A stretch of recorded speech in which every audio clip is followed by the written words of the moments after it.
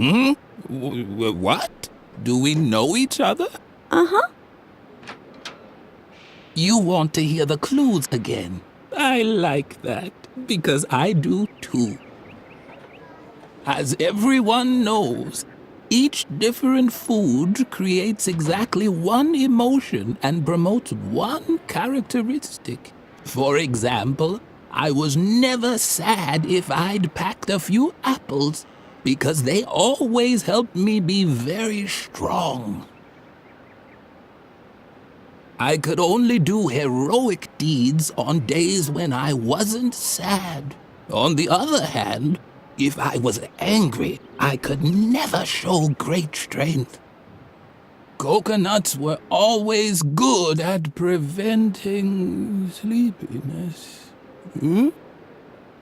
On this one specific day when I was helping the Templars, I was neither happy about an apple nor angry about a banana. But I also wasn't sad about a banana or happy about a coconut.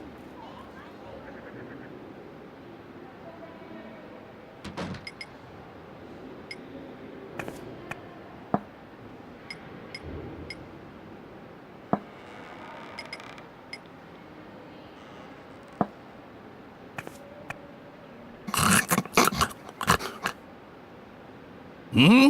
What? Do we know each other? Uh-huh. Wait. Wasn't I just about to tell you something? Fortunately, I created a memory aid just for this anecdote. Ah, exactly. Now I remember. On that day, I was particularly angry. We had just laid the stone slabs in the chapel when the Templar Knights returned from a secret meeting. They examined my work and praised me for doing a heroic job. Then they gave me a coconut. It was one of the greatest days of my life. Here, I even still have the book in which I wrote everything down, including the meaning of the secret Templar symbols on the stone slabs. And now please leave me alone. All this reminds me too much of how I once helped a little girl uncover the mystery of the secret crypt below the chapel. One day I really have to tell you that story.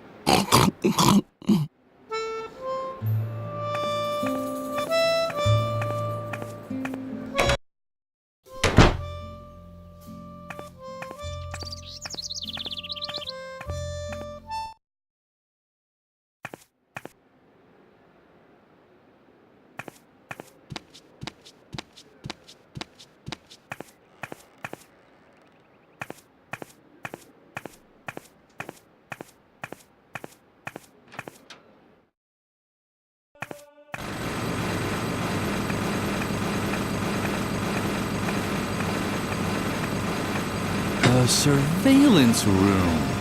That was the hard evidence that Garrett was spying for Mother Superior.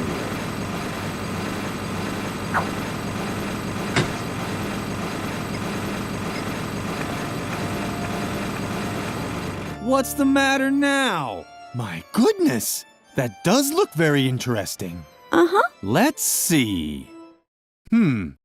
At least those are the same symbols as on the stone slabs, but the pattern is full of gaps. I'm a pro when it comes to riddles. That's why all I need is a single glance to be able to declare without a doubt that, yes, this is a riddle. But the solutions page seems to be missing. This book is useless to me like that. Unless, of course, you have the solution.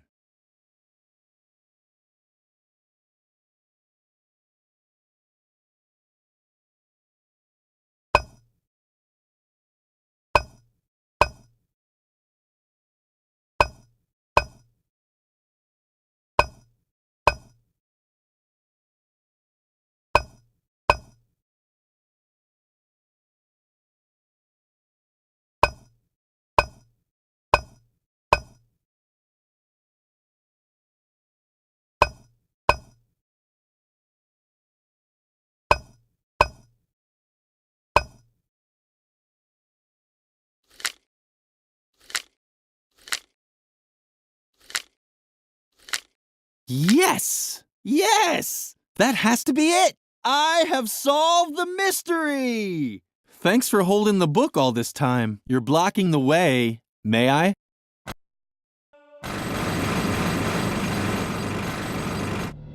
As soon as Frank stopped drilling, Lily was finally able to draw Garrett out of his shell.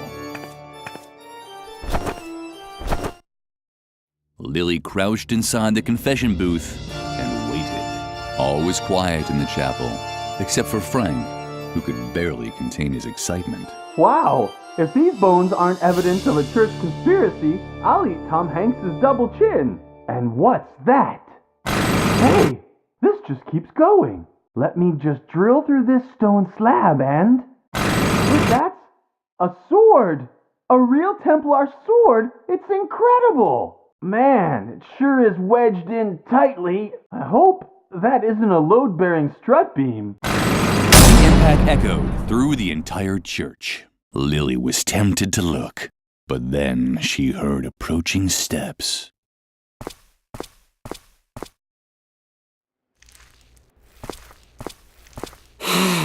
It's so blissfully quiet. I can finally take up my listening post again.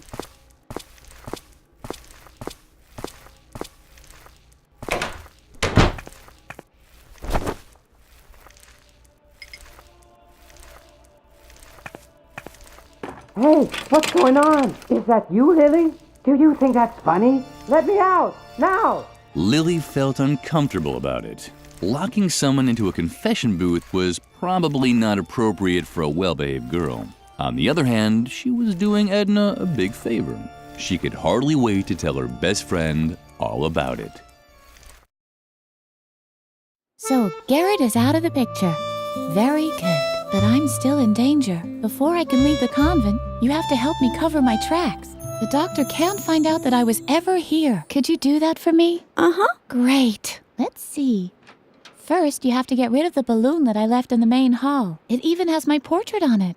The doctor would recognize me immediately. I also played with firecrackers down by the school clock. Let's just say it was part of a weather experiment, and I would have succeeded if I'd had a real DeLorean. You can't imagine how hard it is to get a lawnmower up to 80 miles per hour. And of course, you have to remove the inscription on the swing tree. It hurts me just as much as you, but I could hardly leave the doctor better evidence that I was here than that. Do you think you can handle all that? Uh-huh. Thank you, Lily. You're the best.